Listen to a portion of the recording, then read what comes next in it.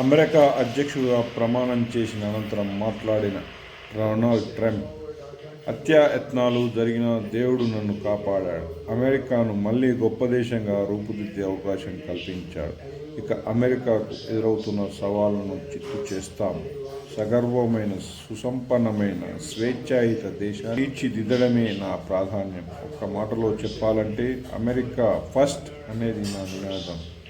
అమెరికాలో ఇక స్వర్ణయుగం మొదలవుతుందని నూతన అధ్యక్షుడు రిపబ్లికన్ పార్టీ నేత డొనాల్డ్ ట్రంప్ ప్రకటించారు.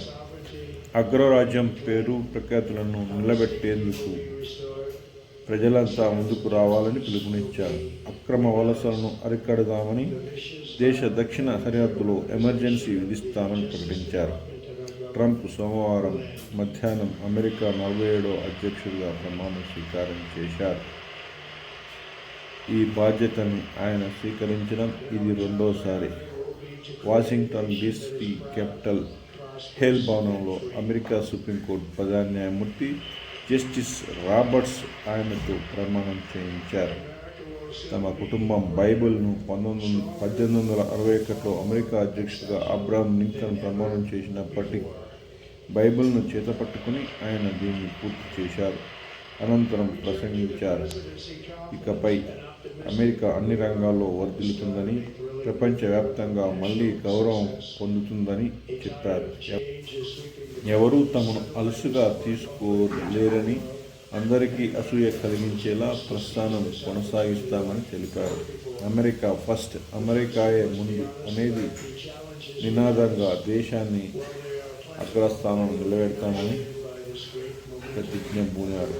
రాజ్యాంగబద్ధంగా ప్రజాస్వామ్యయుతంగా పాలన అందిస్తాం, దేశంలోకి నేరగాలు రాకుండా కఠిన చర్యలు తీసుకుంటాం, తీవ్రవాద కార్యకలాపాలను ఎంత మాత్రం సహించేది లేదు, న్యాయం అందజేయడంలో సంతులనం సాధిస్తాం, న్యాయ విభాగంలో ప్రభుత్వంలో దుష్ట హింసాత్మక అనుచితమైన ఆయుధ పోకడకు తెరపడుతుంది, అమెరికాకు అత్యున్నత సేవలు అందించేందుకు పాటుపడతానని, పర్యావరణ పరిరక్షణ దిశగా అనేక చర్యలు తీసుకుంటానని, రెస్టారెంట్లో కాల్పుల వంటి ఘటనలు జరగకుండా చూసుకుంటానని, విద్యుత్ వాహనాల తయారీలో ప్రపంచంలోని అగ్రగామిగా అమెరికాను నిలబెడతానని, శాంతి దూతగా అందరినీ ఏకం చేసేలా ఉండాలని నేను భావిస్తున్నానని, ప్రతిభకు పెద్దపీట వేసి వివక్షతకు తావులేని రీతిలో మా యంత్రాంగం ఉంటుందని, అమెరికా పౌరుల్ని సుసంపన్నుల్ని చేసేలా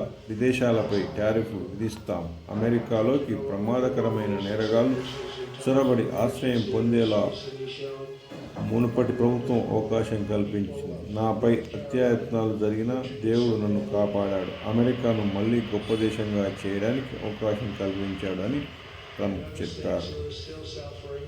ట్రంప్ ప్రసంగిస్తున్నప్పుడు ప్రజా ప్రతినిధులు, ఇతర ప్రముఖులు పలుమార్లు తమ స్థానాల్లో నుంచి లేచి నిల్చొని కరాతాల ధ్వనులతో హర్షం వ్యక్తం చేశారు. వైభవంగా జరిగిన ఈ వేడుకలను తిలకించడానికి అమెరికా మాజీ అధ్యక్షులు బరాక్ ఒబామా, బుష్, క్లింటన్లు వచ్చారు. వారిని చూస్తూనే సభలో కరాతల ధ్వనులు మోగాయి. తెలుగు మూలాలున్న ఉషను వివాహం చేసుకున్న జేడీ వాన్స్ అంతకుముందు ఉపాధ్యక్షుడిగా ప్రమాణం చేశారు. సుప్రీంకోర్టు న్యాయమూర్తి జస్టిస్ బ్రెట్ కవానా ఆయన చేత ప్రమాణం చేయించారు. తన పూర్వీకుల నుంచి వచ్చిన బైబిల్ సాక్షిగా ఆయన ప్రమాణం చేశారు. అధ్యక్షుడు ప్రమాణం చేస్తున్నప్పుడు భవనం వెలుపల శతఘ్నులు పేల్చారు. కార్యక్రమంలో ట్రంప్ భార్య మెలనియా, కుమార్తె ఇవాంకా, అల్లుడు జార్జ్ కుష్నర్ పాల్గొన్నారు. సాధారణంగా ఎరుపు రంగు టై ధరించే ట్రంప్ ఈసారి మాత్రం ఊదా రంగు టైతో వచ్చారు. వాషింగ్టన్లోని క్యాపిటల్ భవనం వరకు ట్రంప్ కొంత ర్యాలీగా వచ్చారు. అత్యంత శీతల వాతావరణం కారణంగా ముందే నిర్ణయించిన మేరకు ప్రమాణ వేడుకను క్యాపిటల్ నుంచి భవంతి లోపలే నిర్వహించారు.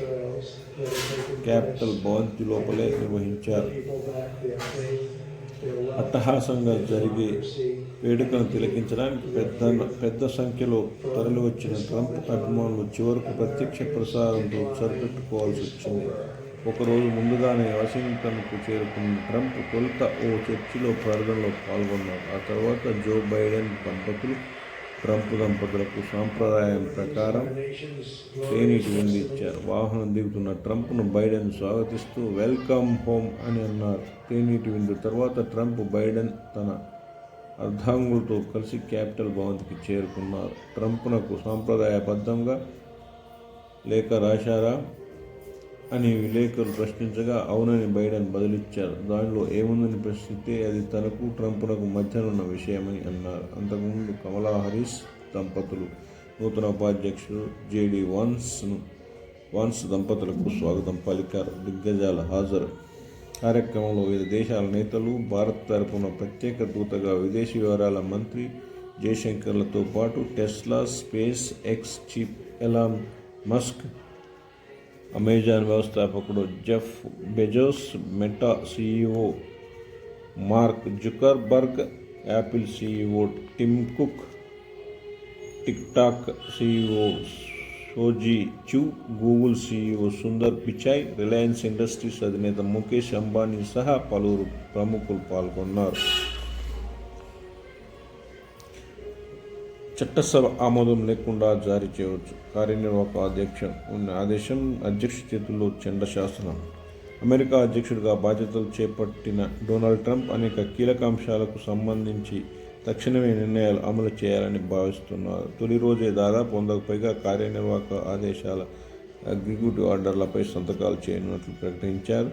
ఈ నేపథ్యంలో అధ్యక్షుడి చేతిలో అత్యంత శక్తివంతమైన ఆధారంగా పేర్కొనే ఈ ఆదేశాల ప్రాధాన్యం, వాటి అమలు గురించి ఆ అంశాలను పరిశీలిస్తే అమెరికా చట్టసభ ఆమోదం లేకుండా సమాఖ్య ప్రభుత్వానికి అధ్యక్షుడు జారీ చేసే లిఖిత పూర్వక ఆదేశాలని ఎగ్జిక్యూటివ్ ఆర్డర్ అంటారు. ప్రభుత్వ విధానాలకు సంబంధించి అధ్యక్షుడు తీసుకునే కీలక నిర్ణయాలు ఇందులో ఉంటాయి. కేంద్ర సంస్థలకు ఆదేశాలు ఇవ్వడం లేదా నివేదిక కోరడం వంటివి ఉండవచ్చు. అమెరికా రాజ్యాంగం ప్రకారం ఈ ఆదేశాలు జారీ చేసే అధికారం అధ్యక్షుడికి ఉంటుంది. ఆదేశాలకు చట్టబద్ధత ఉంటుంది. ఎగ్జిక్యూటివ్ ఆదేశాలను తిరస్కరించేందుకు చట్టాన్ని తీసుకొచ్చే అవకాశం కాంగ్రెస్కు ఉన్నప్పటికీ దానిపై వీటో అధికారం మాత్రం అధ్యక్షుడిదే. అందుకే కాంగ్రెస్ ఆమోదించలేని అంశాలను తమ ఎజెండాలో అధ్యక్షుడు పెట్టుకుంటారు. చట్టసభ ఆమోదం లేకుండా జారీ చేసే అధికారం అధ్యక్షునికి ఉన్నా వీటికి కొన్ని పరిమితులు ఉన్నాయి. ఆదేశాలను వ్యతిరేకించలేనప్పటికీ ఆ నిర్ణయాలకు అవసరమైన నిధులు ఇవ్వకుండా అడ్డుకోవడం లేదా ఇతర అడ్డంకులు సృష్టించడం ద్వారా వీటి అమలుకు కాంగ్రెస్ ఆటంకం కలిగించే వీలుంది. మునుపటి అధ్యక్షులు ఇచ్చిన ఆదేశాలను రద్దు చేయడానికి ఈ ఎగ్జిక్యూటివ్ను కొత్త అధ్యక్షుడు ఉపయోగించే అవకాశం ఉంది.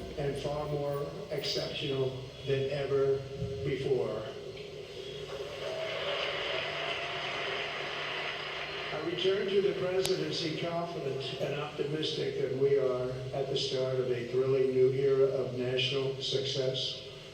A tide of change is sweeping the country, sunlight is pouring over the entire world, and America has the chance to seize this opportunity like never before. But first we must be honest about the challenges we face. While they are plentiful, they will be annihilated by this great momentum that the world is now witnessing in the United States of America.